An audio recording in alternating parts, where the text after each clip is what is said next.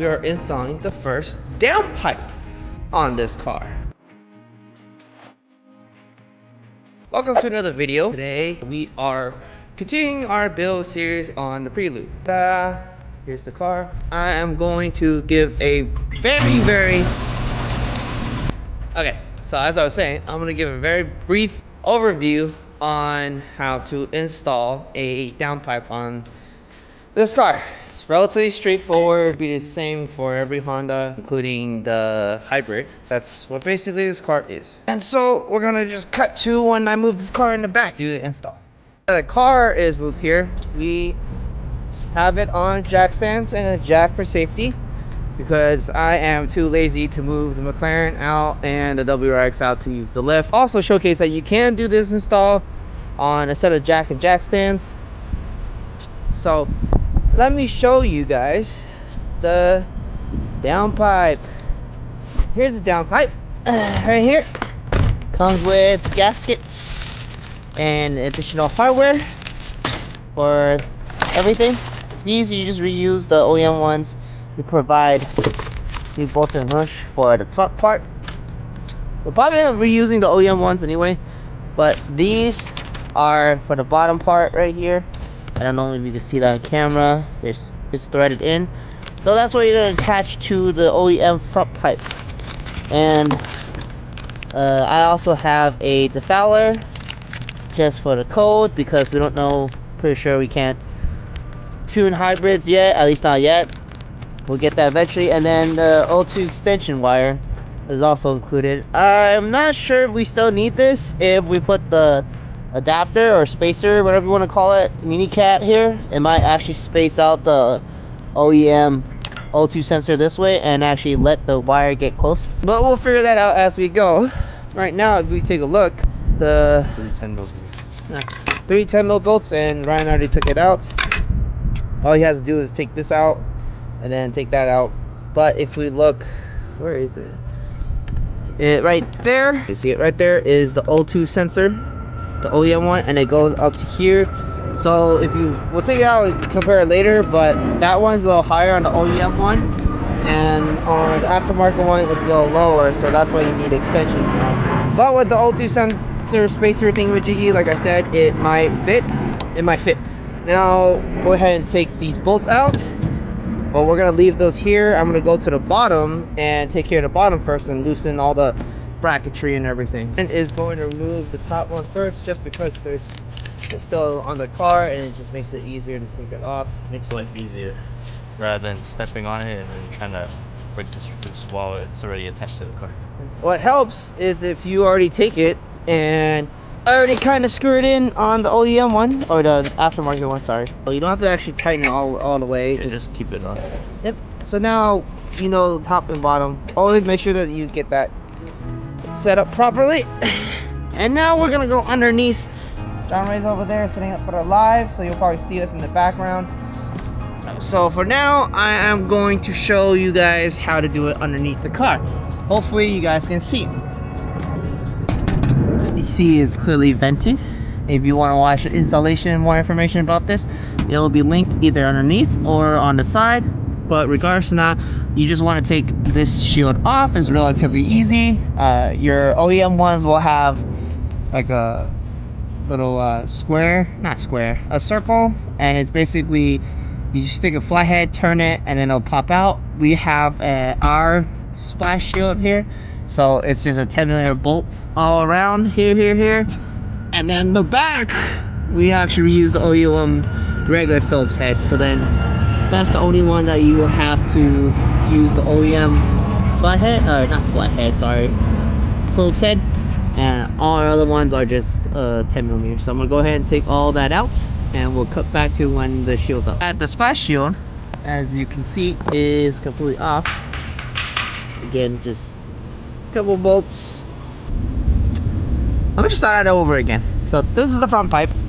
What you want to do is remove the brackets here, and then you want to remove the EGR pipe. This will give you enough space to get out. So we're going to take this pipe off first, and then we're going to take the brackets off, and then this pipe, down pipe, should be able to then either slide down through the bottom like we did before, or we're gonna have to take it from the top. Either way, that's how it's gonna work. We're gonna go ahead and take out this thing right here right now.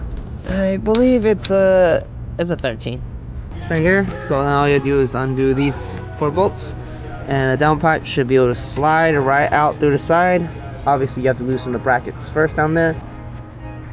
You need that much of an extension? I couldn't find the medium one.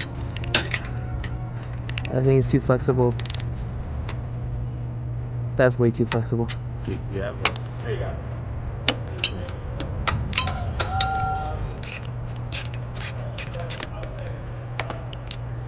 I think so.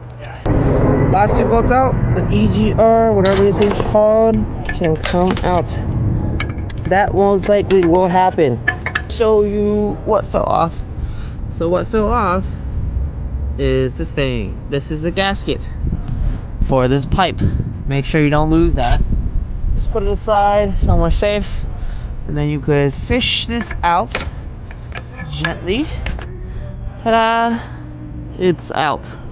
Put that aside. Just make sure you know which one that is. That's on the bottom one. It fell off. The top one is still there. And now you can see that there's prime real estate here for sliding a downpipe out. We might have to take this blast shield off. I'm gonna try to not do that. So now we just have to take off this bolt here and take off this bolt here. Obviously loosen these 3 bolts. You should be good to go. Take that off. They're all 14, and now the front pipe is completely off. So all you do is you just want to pull on it a little bit, wiggle it back and forth, and it's not there anymore. That's loose. So now you just go to the top part, loosen it, and you should be able to slide this out, hopefully.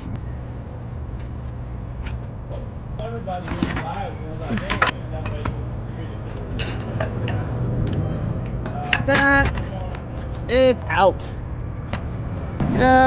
Here it is, the stock system. All you need to take from it is this and that. Take it off, and everything should work perfectly fine. Let's put them next to each other. Installing this is gonna be easy peasy because we don't have a giant catalytic converter to go through, and this is only I think this is a 200 cell. Yeah, 200 cell, and it goes straight through. Very easy to install. The top shield will be reusable. You put it back on here. The bottom one will not be. And if we put it next to each other, you can see that O2 sensor is a little lower. That's why we need that extension. But if we put the mini cat on, it probably will give enough space where I don't need the extension, but we'll find out when the time comes. So for now, I'm going to go ahead and I'm going to torque that down, and then I'm going to take this off and then put it here and then torque this down. So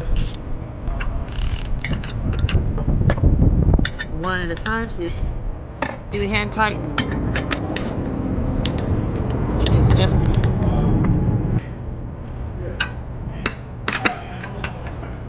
ultimately does not matter. It shouldn't be that hard, especially in a newer car.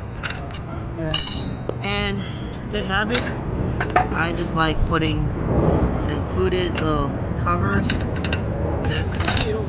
I'll do the same thing there in the box that it came in. And good to go. And the next step you do is you take the provided studs, because the OEM one has studs in there, them in, like so.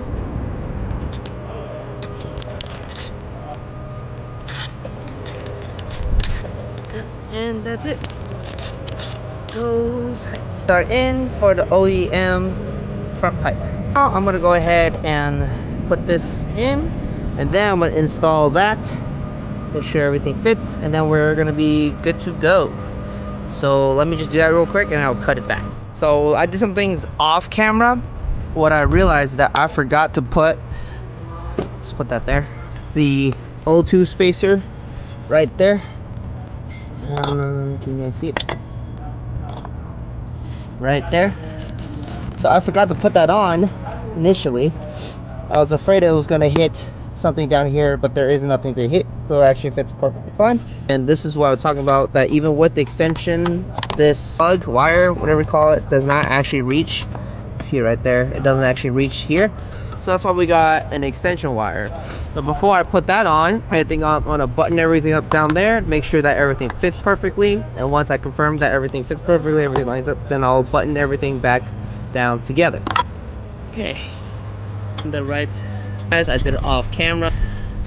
Ooh, front pipe, just still leave it. And now the nuts are hand tightened. It's still a little loose. I forgot to mention, you gotta put a new gasket in there, as you just saw. I forgot to mention that I did put a new gasket up there. I did it off camera. Really play to, like you can see here, so you can put everything in. And then, okay, so now that I'm on the bottom, bracket in, everything was loose, and then hand tighten. And now that everything's in, Ryan's taking care of the top. Oh, it needs to be angled a little bit, that's why. Okay, go. Really helps if you have a second person take care of the top, and then I'm down here taking care of the bottom. So Ryan is going to torque this side down. This is tightened, that's tightened. Where is it? Tightened. This is tightened, these are tightened, these are all torqued to factory spec. That's torqued to factory spec, that's torqued to factory spec. Ryan has attached this part, he's torqued these all down to factory spec. You don't really need to run this heat shield, but we're going to run it anyway. That's torqued down. The little spacer thing torqued, that's torqued. We have the O2 extension cable that's in here. So really pretty much everything on top is already buttoned up.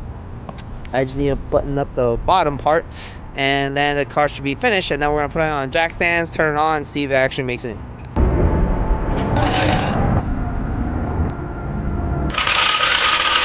We did it on jack stands to prove that you can't do this in your own car. Let's see what it sounds like. Ready? Hang on. Oh my god! I'm trying to rev it. I'm revving it.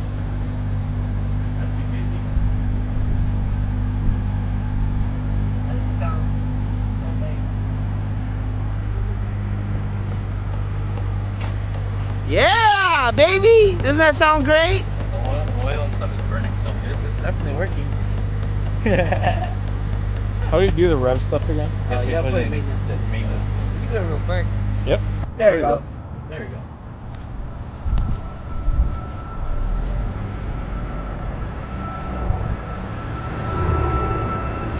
You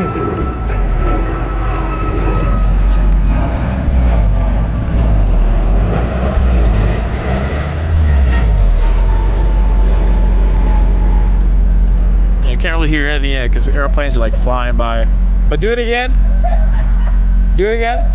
Hey, rev it, rev it.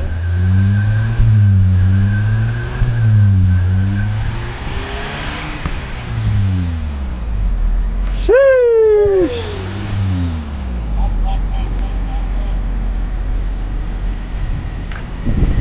All right, so we're going to show you guys the PLM downpipe go. The heat shield's already on there, but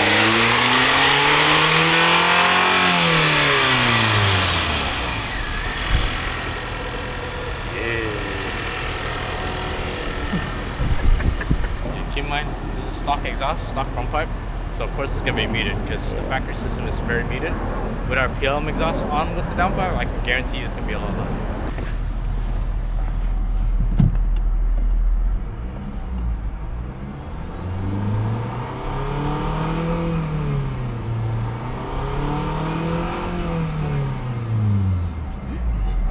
Sounds crazy.